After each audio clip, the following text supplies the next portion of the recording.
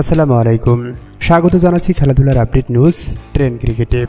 আজ প্রথম টেস্টে পাকিস্তানকে হারিয়ে প্রথমবারের মতো পাকিস্তানের বিপক্ষেই জয় পেল বাংলাদেশ। রেকর্ড 10 উইকেটে পাকিস্তানের ঘরের মাঠে স্বাগতিকদের হারিয়েছে টিম টাইগার্স।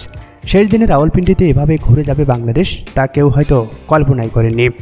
এর আগে একাদশে কোনো বিশেষজ্ঞ খেলোয়াড়কে রাখতে পারেননি পাকিস্তান।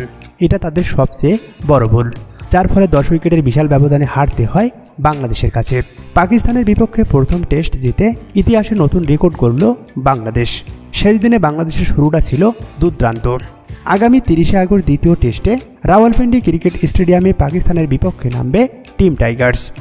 ইতিমধ্যেই প্রথম টেস্ট জিতে সিরিজে 1-0 ব্যবধানে এগিয়ে আছে বাংলাদেশ। পাকিস্তানের ঘরের মাঠে প্রথমবারের মতো সিরিজ জয়ের স্বপ্ন দেখছে টাইগাররা।